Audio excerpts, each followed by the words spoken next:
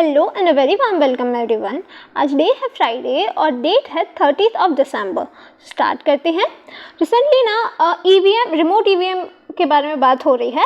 Remote EVM क्या है, जैसे अगर आप एमपी में हो, ठीक है, आपको वोट करना है गुजरात में, क्योंकि गुजरात में ही आपका घर है एंड आपने सारी जो इलेक्शन कार्ड है वो आपका गुजरात का ही है। तो आप क्या करोगे, आप इधर से जाओगे गुजरात, फिर जाके वोट करोगे। अगर आपको वोट करने का शौक़ है तो मतलब आप उसे अपनी डेमोक्रेसी की पावर मानते हो। इसलिए कुछ लोग नहीं होते इतने जागरूक, वो नहीं जाते इतना लॉन्ग ट्रैवल करने के चक्कर में, इसीलिए काफ़ी सारे लोग वोट ही नहीं करते। अब इस चीज़ को रिजॉल्व करने के लिए आया रिमोट ईवीएम। अब ये सिस्टम क्या है, आप कहीं भी अपनी जहाँ हो वहीं उसी जगह के बूथ से जाके आप उधर जाके वोट कर सकते हो। ये माइग्रेंट जो होते हैं ना, एक जगह से जिनका मेन घर है उससे दूर कहीं आउटसाइड किसी स्टेट में रह रहे हैं, उनके लिए काफ़ी हेल्पफुल है। तो ये जो सिस्टम है ना, वो क्या करेगी, ये ऑनलाइन पहले ना आपको रजिस्ट्रेशन करवाना पड़ेगा। ठीक, उस रजिस्ट्रेशन कैसे होगा, ऑनलाइन वे में होगा या ऑफलाइन वे में, जैसे आपको करवाना हो वैसे दोनों तरीके से अवेलेबल है। फिर उसकी वेरिफिकेशन हो जाएगी ना, उसके बाद वो जो वोटर होगा वो उसे अप्रूवल मिल जाएगी कि आप अपनी उसी लोकेलिटी में से अपने घर पे आप वोट कर सकते हो। तो ये है पूरे आर्टिकल में, फ्रंट पेज पे है। अब आपको क्या पढ़ना है, आपको पढ़ना है इलेक्शन कमीशन, जो है लक्ष्मीकांत के चैप्टर नंबर 42 के अंदर। और मुझे एक क्वेश्चन का जवाब देना है, कौन से पार्ट में इलेक्शन का जिक्र है, कॉन्स्टिट्यूशन के कौन से पार्ट में इलेक्शन के बारे में बताया है।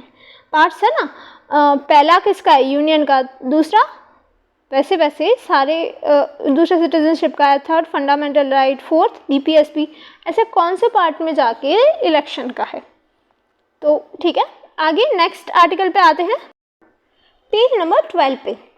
रिसेंटली अमित शाह जी ने ये कहा कि हमें ना सिटीजन्स को पैट्रियोटिक करना होगा, मतलब देश प्रेमी बनाना होगा। नेशन के आसपास मतलब बॉर्डर स्टेट पे जो विलेजेस है ना, वहाँ के लोगों के अंदर देश प्रेम जगाना होगा, ऐसा उन्होंने कहा। क्यों कहा, क्योंकि विलेज वाइब्रेंट प्रोग्राम चल रहा था ना, तो ये कह रहे थे अगर जो बॉर्डर में जो एरियाज़ है ना चाइना के बॉर्डर पे, तो उस जगह पे आप ना देशवासियों को थोड़ा ज़्यादा पैट्रियोटिक बनाओ। तो यही बात है। अब पूरे आर्टिकल में इनका स्टेटमेंट कोई नहीं पूछेगा, आपसे ये पूछेगा VVP village vibrant village programme. सो ये जो प्रोजेक्ट है ना, अब मैं थोड़ा आपको बैकग्राउंड बता रही हूँ, इस प्रोजेक्ट के बारे में बता रही हूँ, तो बस सुनना। तो ये जो प्रोग्राम है ना, इसका एम क्या है, इंफ्रास्ट्रक्चर बनाना। कहाँ, विलेज एरिया पे, कौन सी जगह पे, चाइना की बॉर्डर पे। ठीक, अब चाइना की बॉर्डर से कौन सी स्टेट्स मिलते हैं, उत्तराखंड मिलता है, हिमाचल प्रदेश वो भी मिलता है, अरुणाचल प्रदेश भी मिलता है, और कोई मिलता है, यूटी हमारी मिलती है, लद्दाख मिलती है ना, लद्दाख मिलती है कि जम्मू एंड कश्मीर मिलती है, जम्मू एंड कश्मीर मिलती है, सॉरी। तो ये सारे स्टेट्स मिलते हैं। तो मेनली इस प्रोजेक्ट का फोकस इन स्टेट्स पे है, उत्तराखंड, हिमाचल प्रदेश और अरुणाचल प्रदेश। अब ये जो प्रोग्राम है ना, और इस प्रोग्राम में क्या है, एक और चीज़ है इस प्रोग्राम में टूरिस्ट एक्टिविटी को भी बढ़ाने की बात की है, रेसिडेंशियल एक्टिविटी को भी बढ़ाने की बात की है, मतलब ज़्यादा लोगों को आप बुला के इधर रहने की कहोगे, और कंस्ट्रक्शन बढ़ाएंगे, टूरिज़्म बढ़ाएंगे इस एरिया में, रोड कनेक्टिविटी बढ़ाएंगे, डेवलपमेंट बढ़ाएंगे, रिन्यूएबल एनर्जी बढ़ाएंगे इस एरिया में। ठीक है, और इस एरिया में ना डायरेक्ट एक्सेस कराएंगे, जैसे न्यूज़ चैनल्स हैं, दूरदर्शन, और ये सारी चैनल्स इस एरिया में चलाएंगे। क्योंकि काफ़ी, अगर आप खुद बॉर्डर देखो ना, चाइना की जो बॉर्डर पे जो जगह है ना, वो उधर बहुत बड़े बड़े माउंटेन्स हैं, क्योंकि वो हिमालय का पार्ट है। अब रुको, मैं मैप बताती हूँ, इतनी अच्छी ड्राइंग तो नहीं है बट फिर भी ट्राई करते हैं। कैसे बनाऊँ, एक सेकेंड, मैप।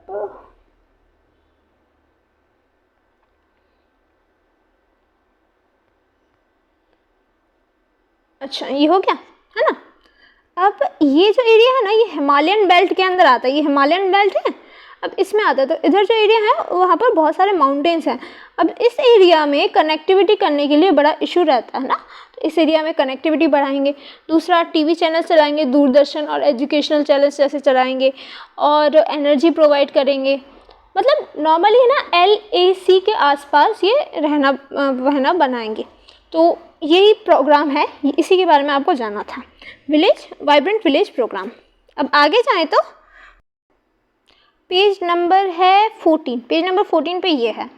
एक्चुअली ना रिसेंटली एक स्टडी हुई। किसकी स्टडी? RTI की। किसने करवाई? ये स्टडी करवाई गई थी इधर है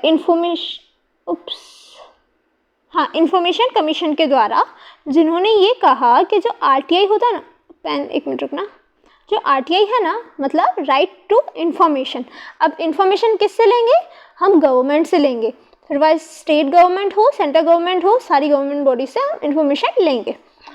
और ये इन्फॉर्मेशन लेंगे कि आपने कौन सी स्कीम में क्या किया, कहाँ गए ये रुपए, ये सारी इन्फॉर्मेशन लेंगे। और अगर कोई स्कीम चल रही है तो क्यों सही से नहीं चल रही, ये सारी इन्फॉर्मेशन हम और आप जैसे लोग गवर्नमेंट से लेते हैं, वो है RTI।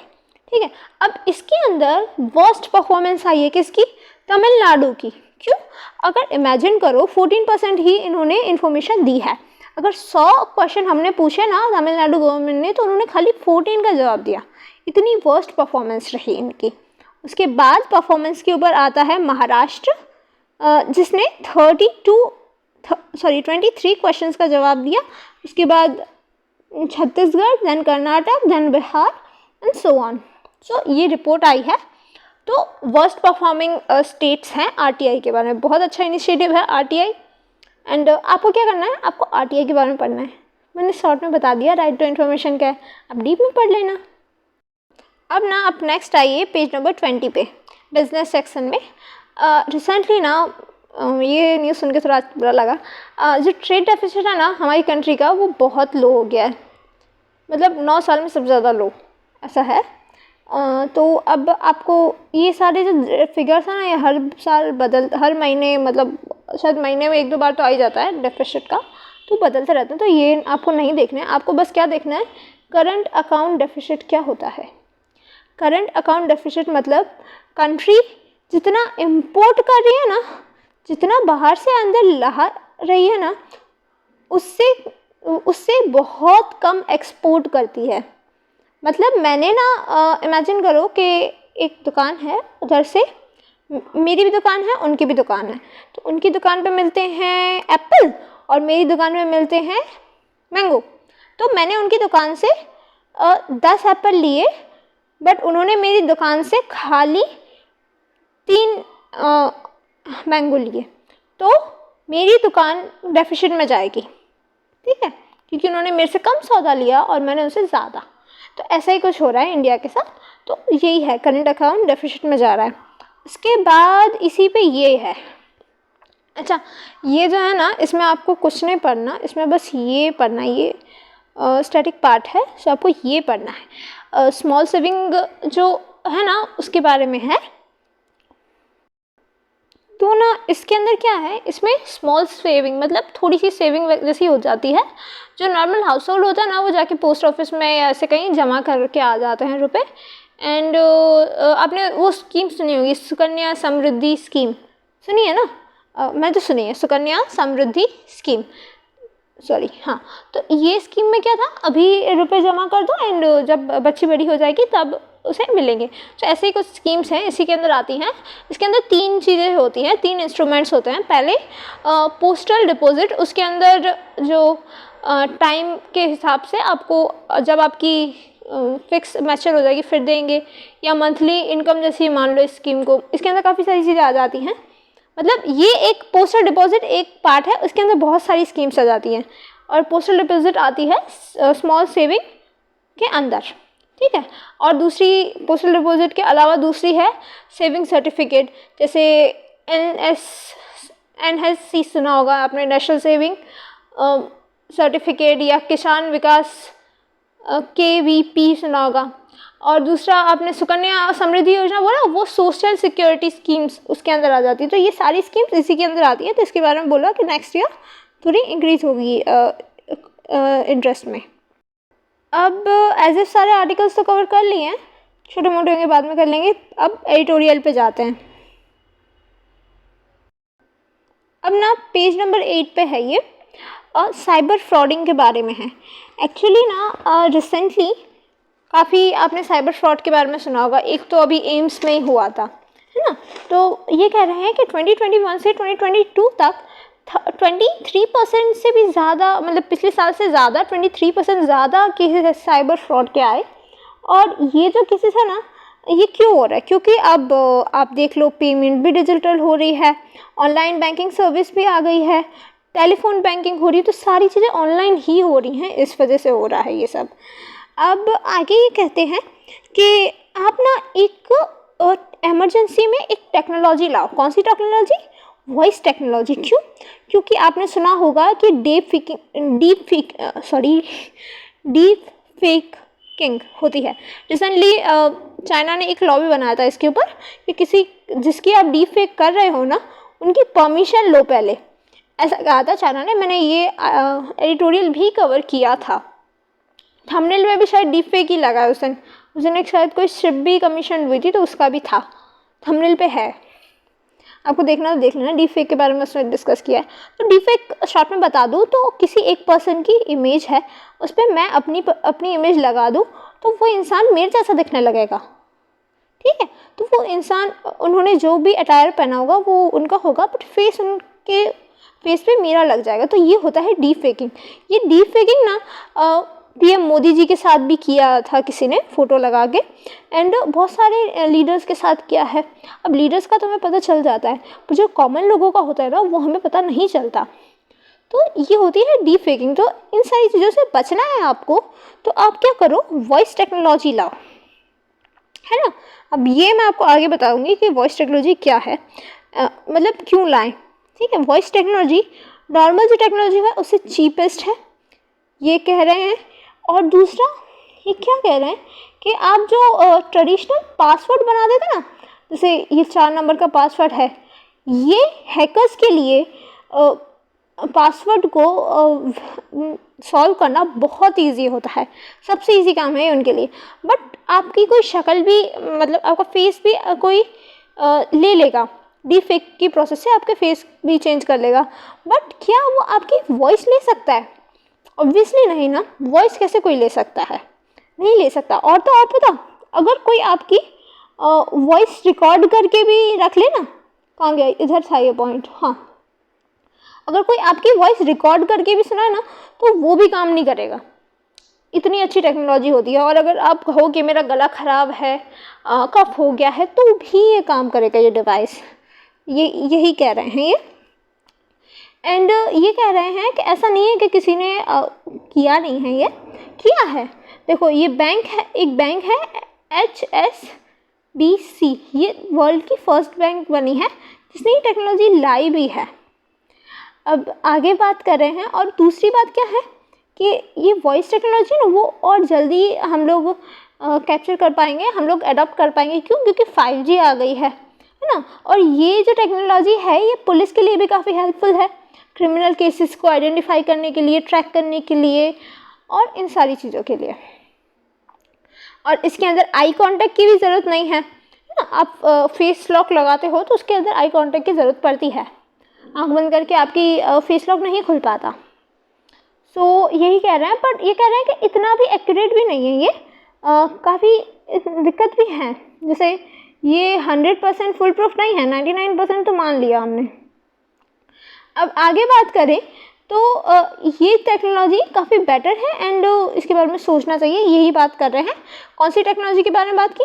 साइबर फ्रॉड के अगेंस्ट इन्होंने कहा कि अगर काम करना है तो आपको वॉइस टेक्नोलॉजी लानी चाहिए। पासवर्ड की जगह वॉइस टेक्नोलॉजी रखो, फेस लॉक की जगह आप वॉइस टेक्नोलॉजी रखो, क्योंकि आपकी वॉइस कोई नहीं कैप्चर कर सकता, आपकी वॉइस कोई यूज़ नहीं कर सकता। अच्छा, अब ये जो इसके बगल में ही है एडिटोरियल, ये मैंने क्या सोच के टिक किया ये मुझे भी नहीं पता, बस मैंने टिक कर लिया। इससे अंदर मुझे कुछ खास लगा नहीं। हेंस आपको अगर करना ही है तो इंडिया और मालदीव्स के रिलेशन कर लेना, ये आपके IR से इम्पॉर्टेंट है। मुझे इतना खास नहीं लगा, सो मैंने नहीं सोचा कि कवर किया जाए।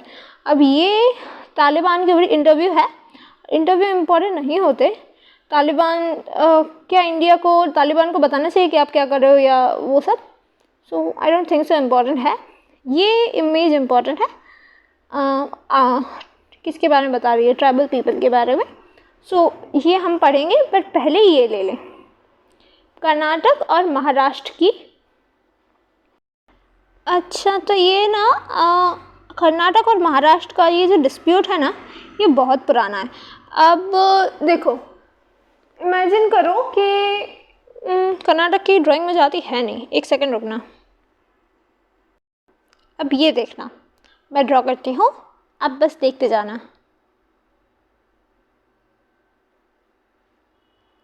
ये हो गया आपका कर्नाटक, नीचे मैंने बनाया नहीं है, और यहाँ हो गया गोवा, यहाँ हो गया महाराष्ट्र। ठीक है, अब ये वाला जो पार्ट है ना, ये रिसेंटली अभी तो है कर्नाटक के पास, और इसे ही कहते हैं बेलागवी।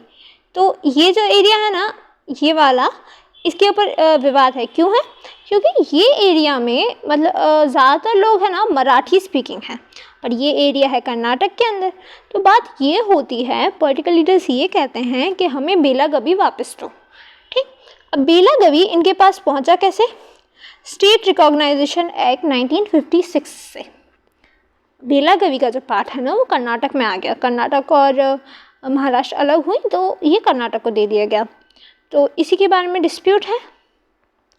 अब ये डिस्प्यूट आगे अभी क्यों वापस चर्चा में आया? क्योंकि रिसेंटली ना कर्नाटक असेंबली ने कहा कि अब ना ये चैप्टर क्लोज करो, बट फिर महाराष्ट्र गवर्नमेंट गुस्सा आया, हमारा पार्ट है, हम क्यों क्लोज करें? तो उन्होंने फिर कह दिया कि 864 मराठी स्पीकिंग विलेज हैं बेलागवी में, और ये हमें वापस करो। सो ये विवाद आ गया। तो अब स्टेट्स क्या क्लेम करते हैं ये जान लें।